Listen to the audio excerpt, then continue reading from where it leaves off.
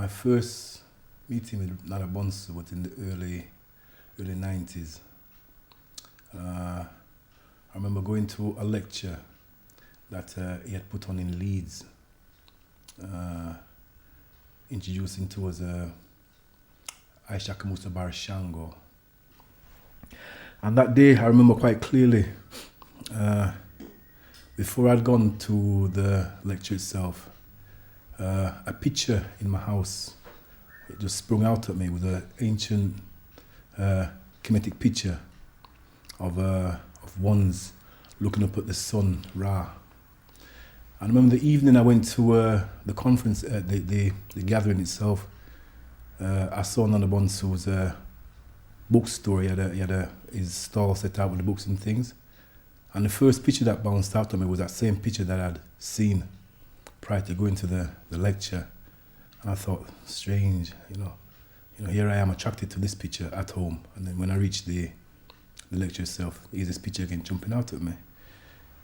I remember sitting down in the crowd and looking at this elder, this giant of a man, and thinking to myself, why this man, him look big, but he's such a gentle, him seeing such a gentle soul, such a gentle man within himself, you know.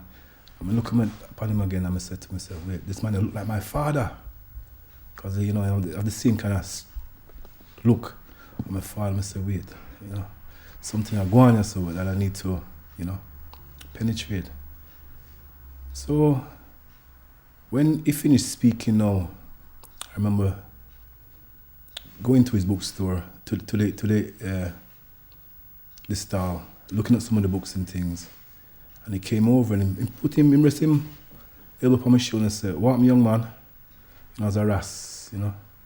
He said, "Yes, elder, you know what I mean? I enjoyed the lecture and what Barishango had to share, you know, spiritual vibrations and things." And he gave me a book. I never buy anything, but he gave me a book. And the book was called The Key of Solomon. And I remember going home and looking at this book.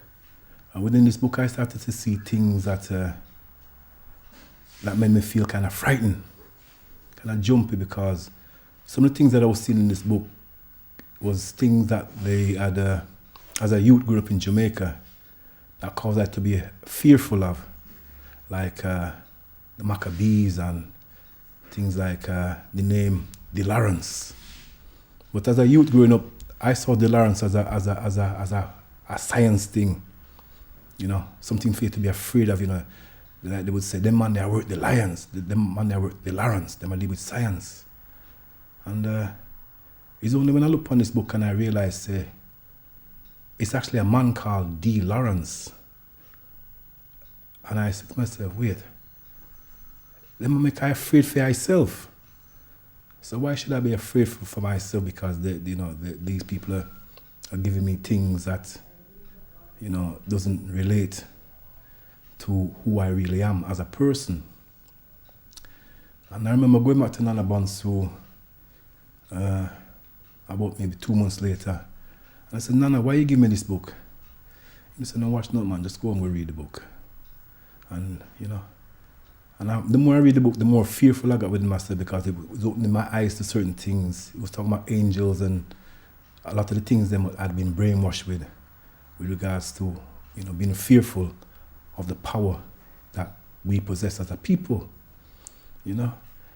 And from time to time, I would have little stresses in my relationship or whatever, and I would call Nana, and Nana would kind of like counsel me and, you know, make I feel comfortable in myself, you know, say, I'm on a spiritual journey right now, so just take your time and go through.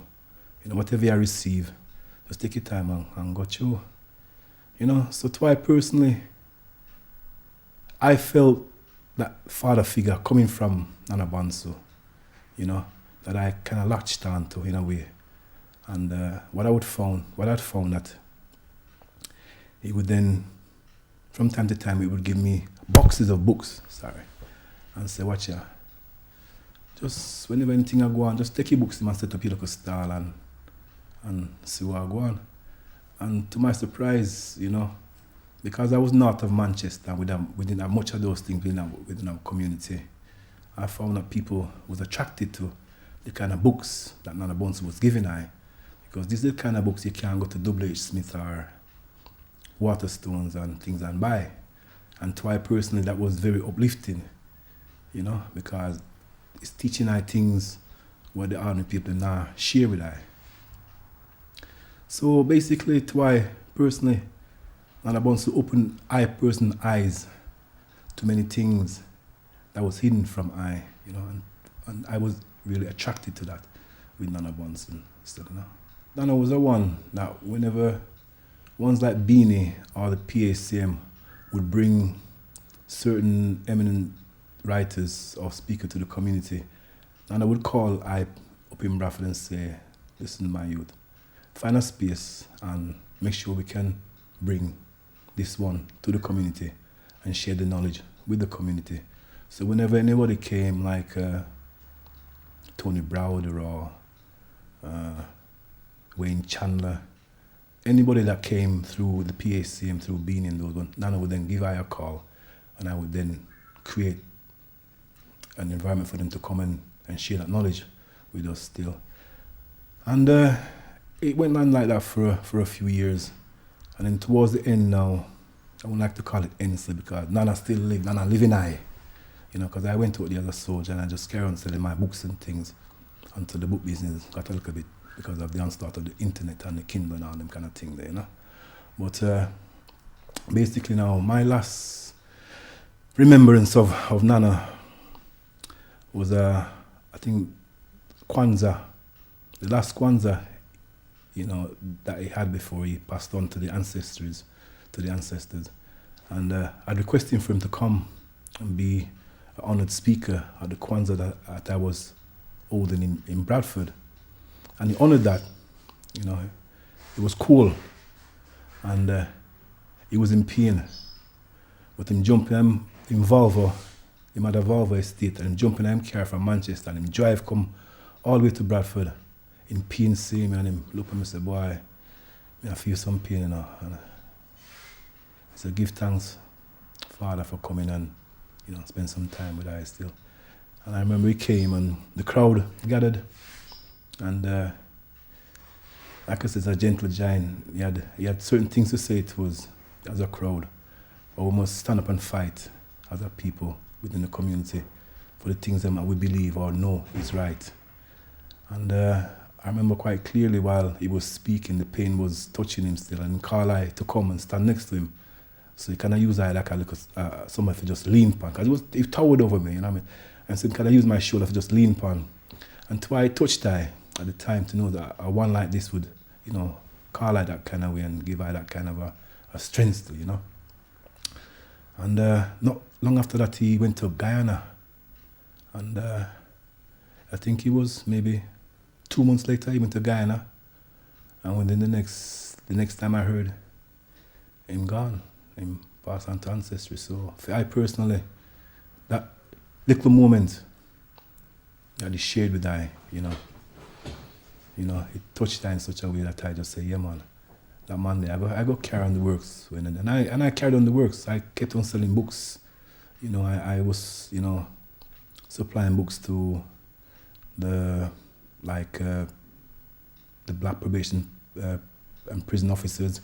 Whenever they had conferences up and down the country, they would call I to come with our book stall and set it up, in the hotel, whatever, the Unison, the black part of the Unison, they would also call and I, so I would travel up and down the country wherever they are, whenever they're having a conference, AGM or whatever. I would set up a book stall and, make sure I supply them with the books that they need. And what they loved about it, the fact that the kind of books that I was selling through Nana Bonsu and through Pepper Kai was the kind of books that you can't really generally go to most general store and buy. So, carnivals up and down the country, I was there in my book stall. It just grew and grew and grew. It was massive, But obviously, like I said, with the onslaught of the internet and the Kindle, the book business kind of just went down. So right now, my business is just on a level still, But it was all thanks to that great giant, Nana Bonsu, And Why? Right now, I feel it. Although it's 10 years since him gone, why? He was a great man. A very, very good man, you know.